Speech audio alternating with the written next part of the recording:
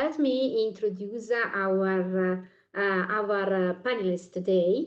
They are Rory Harrington from EFSA, Beate Kettlitz from belonging to FoodSafety4EU External Advisory Board, Filipa Melo Vasconcelos from ASAE Portugal, the Food Safety Authority of Portugal, Rebeca Fernandez from FoodDrinkEurope, and Giulia Tarsitano from EuroCoop. So we can thank you all again for being here and for feed our discussion today. So I will now introduce some questions for you, inviting you to share with us your opinion, idea regarding several main issues of the food safety, the transparency regulation. I will ask to Rory Harrington from EFSA, who is expert in communicating risk and food chain, the most relevant and impactful way to different audience. He's actively working with EU and national partners to help to develop an integrated framework for coordinated communication of food safety. Thank you, Rory, for being here, of course. What impacts do you expect from the implementation of the new transparency regulation? Please, Rory, thank you.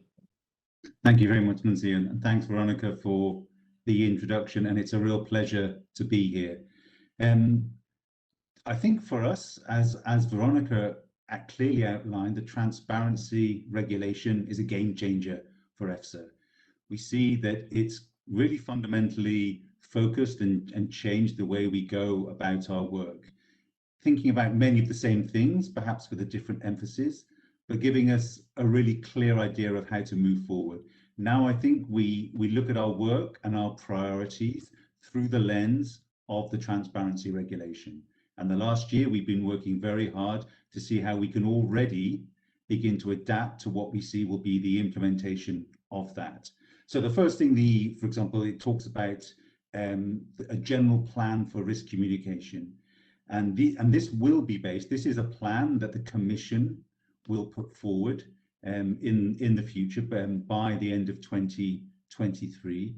And it's based on, or it will be based on, these objectives and principles which for the first time have been set out in the transparency regulation, these objectives and principles for risk communication. So they've been really some high level guidance has been codified there in the regulation. And so for us, what that will mean is that we'll be working towards helping them build this framework. The plan, I think, will be more, rather than a step-by-step process, it will be more like a framework. And the essence of the framework will be to build and implement a sense of coordinated communication across the EU. Because I think it was a case, or the refit of the general food law found that it wasn't necessarily what was being said, it was how it was being communicated in terms of being distributed and being understood. So I think that will be really, really important for us. And we're doing this in two ways. One is a top-down and one is a kind of a bottom-up. The top-down approach is working with the Commission to support them in trying to to build this general plan for risk communication. And our job really as the risk communication experts is to provide them with the building blocks and thinking that will help them fashion this framework.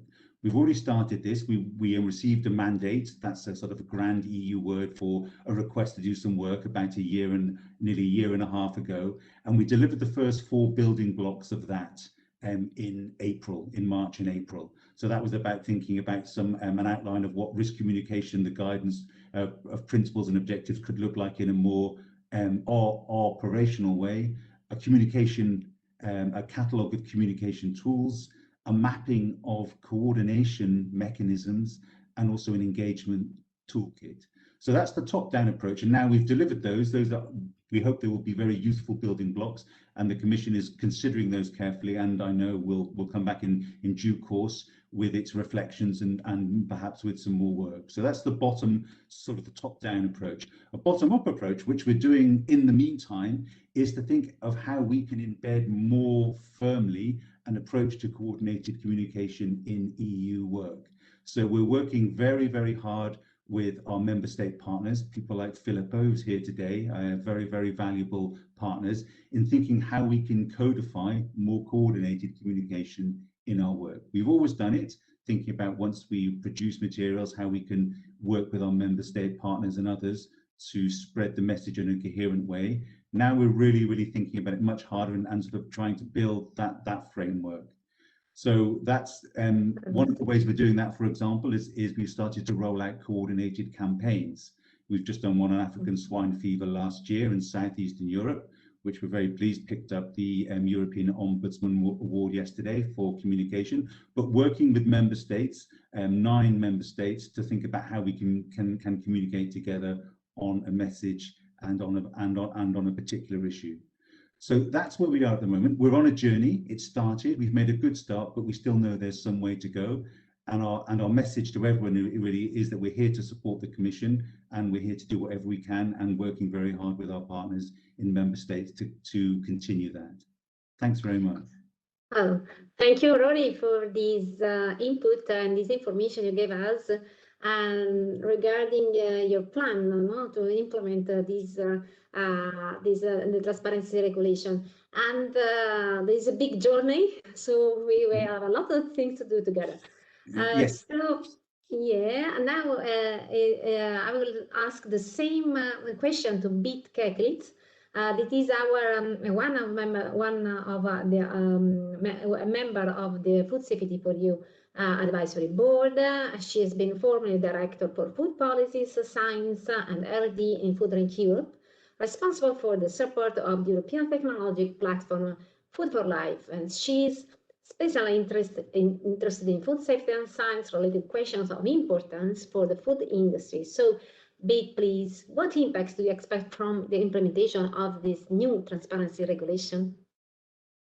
Thank you very much, and thank you very much for organizing this panel and as the first event for this EU project.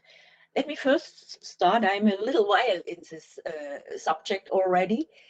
What I felt with the general food law, the issue with risk communication has always been, we have heard from EFSA, but we haven't heard from the Commission.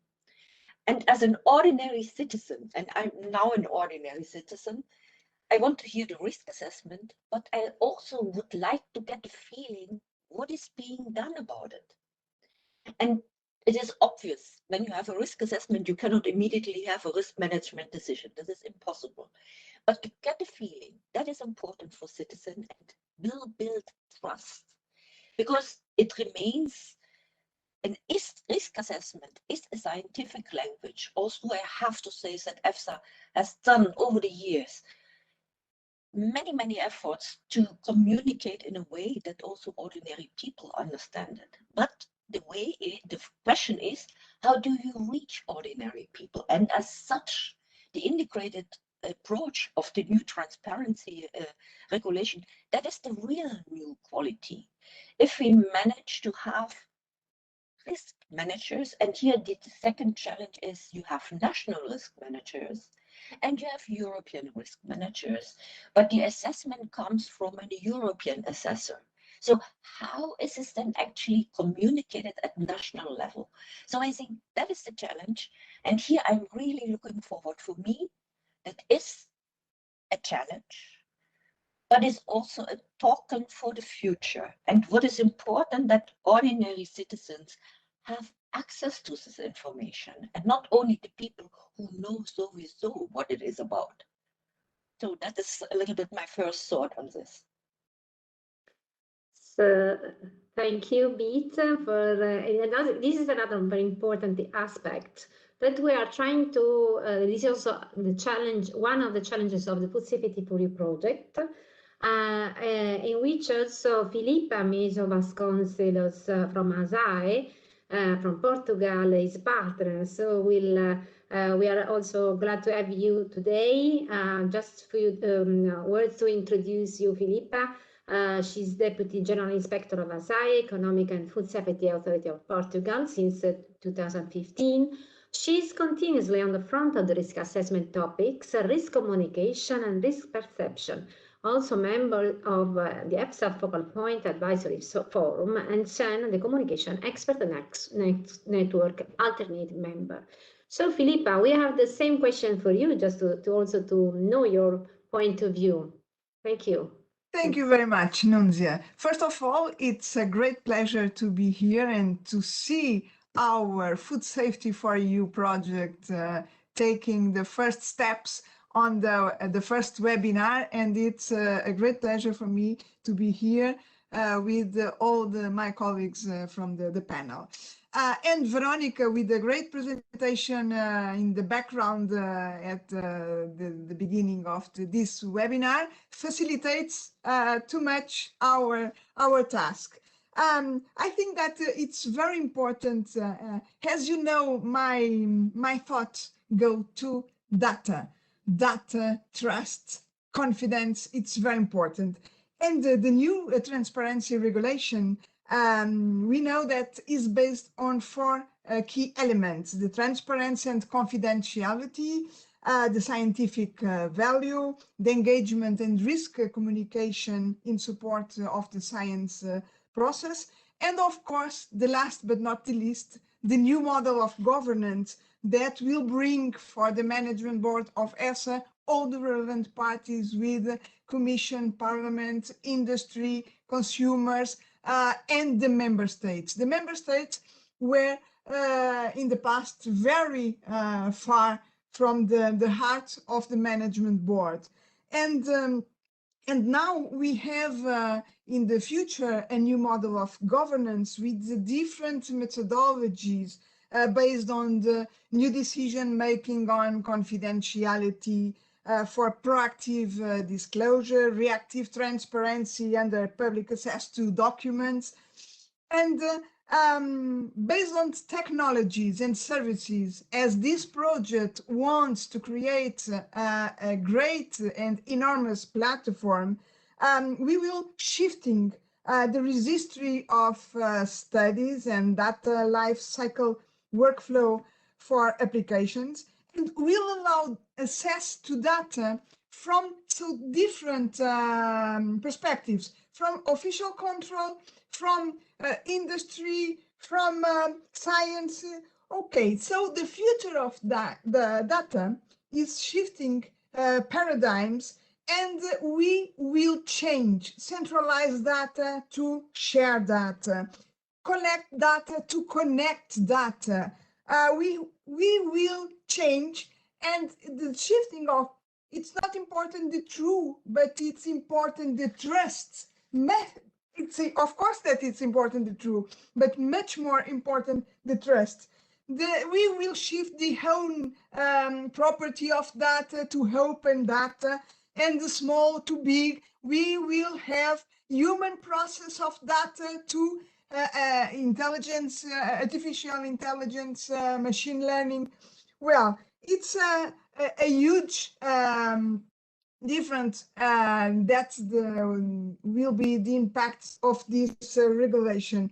And I want to stress that if we want to achieve sustainability, we must pay attention to create and strengthen the partnership, to decrease the costs, to be more effective, to learn that we must mitigate the risks and focus on the benefits also, not just on the risks, but in the new approach of risk benefit. So I think that the impact will be very good, enormous, and will prepare us to more flexibility in our thinking, because we don't have just citizens. Now in the global community, we have netizens, and the netizens are completely observed with a lot of information and data. And I think that it's very important to accompany with this great FoodSafety4EU project, this new era of digitalization. Thank you very much, Nunzia. Oh, thank you. Another big challenge, the digitalization and the data, and how to connect this changing world with a lot of external mainstream like sustainability or and also the food security and also the trust. So we have to discuss together in this multi-actor dialogue that as we are doing today, the path, the pathway to carry out actions and go to the right direction. So and now I will ask also to Rebeca Fernandez, who is the Director of Food Policy, Science and R&D of FoodDrinkEurope. Her opinion. She monitors regulatory developments related to food safety, contributes to R&D projects, and supports the work of the European technological platform Food for Life. So also your opinion is very important for us to understand what impact you expect from the implementation of the new transparency regulation. So thank you, Rebecca, please. Thank you, Nunzia, and thank you again for the invitation to be in the panel here today. It's my pleasure to share with you our views on the transparency regulation, and therefore I would like to focus a bit on the perspective of the food industry on this regulation. So first, I would like really to emphasize our support for the objective of the transparency regulation, to make the risk assessment more transparent and to enhance consumer trust. However, we were concerned when we saw the Commission's proposal, and we are still concerned on the potential impact that the regulation might have on the competitiveness of the European companies. We really think that there must be a balance between the necessary public access to information and the legitimate protection of the innovation conducted by business operators in the food chain. Not only our sector, FoodDrinkEurope, food and drink processors, but also all actors in the food chain, which includes a vast number of small and medium-sized enterprises. We think this is very important also to secure their viability. And in addition, given the Commission's ambition to promote innovation and to make the EU the global leader of change, as it is stated in the European Green Deal and the Farm to Fork strategy, we think that more than ever, European companies need to continue bringing innovation solutions to the market. In addition, another impact that we can see is that companies will need significant resources to adapt to the new requirements and new systems. I think EFSA, I think they have done a huge effort to have all the systems in place by 27th of March, but they are very new for applicants, and also we need time to adapt. So we also want to acknowledge also the work of EFSA by organizing training sessions to food business operators to get acquainted with the new systems.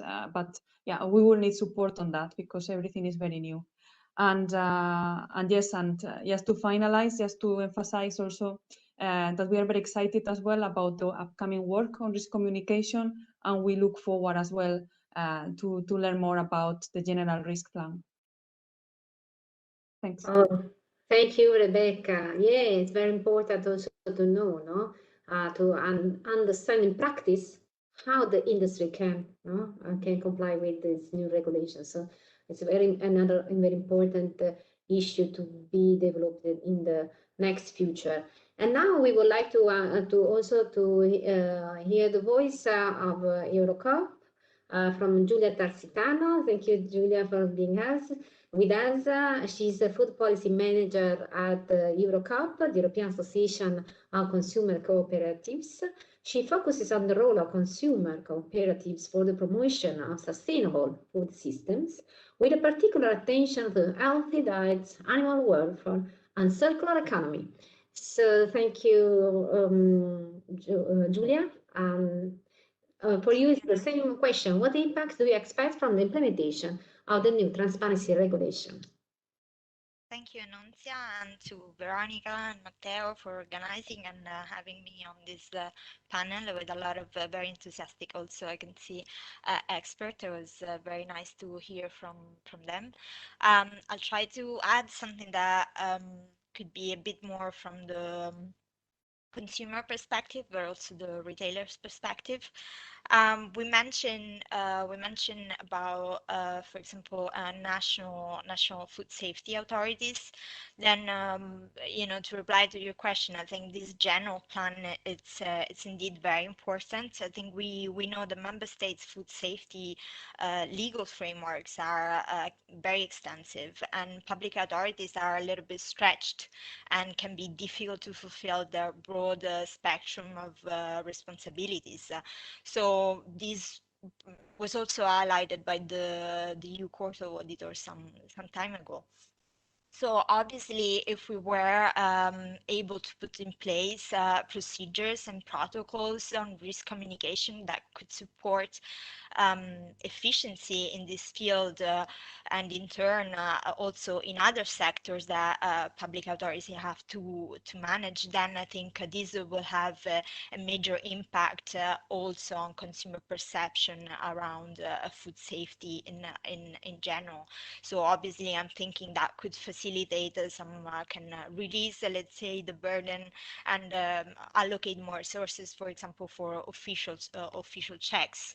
So in particular, I think from our perspective, that could be an opportunity for this general plan to specify, for example, how actors at each step of the food chain can contribute to effective risk communication and in turn contribute to the work of public authorities. So obviously, as EuroCoop, as the consumer cooperatives active in food retailing, I'm thinking if some specific risk communication training could be foreseen, for example, could be provided to people working in this sector in order to, develop then the necessary skills to talk to consumers. So I think indeed there are as I mentioned in my statement, there are concepts that are key to appreciate the difference between risk assessment and risk management considerations. And these concepts are, though, say, poorly understood by a lot of consumers, in general, people that are not experts. And so I think we should look for action to foster education on these aspects in particular. Consumers should be being able to understand why, for example, risk managers opt for a legal limit rather than a ban.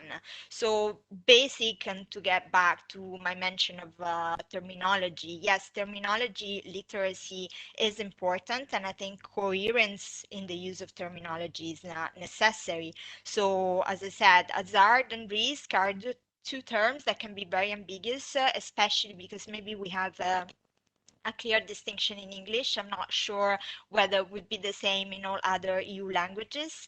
And these terms are used interchangeably, not just by the general public, but sometimes even by experts. So some coherence there could be very powerful. So to conclude, I think we all know that consumer level of understanding of the risk analysis, and that's also why we're here, can be very, very difficult. I think we need to create also opportunities to spread positive messages, because not necessarily everyone has a sense of how extensively food safety is regulated at the EU, and how this system is really offering us some increased guarantees, in particular with respect to regimes in other countries.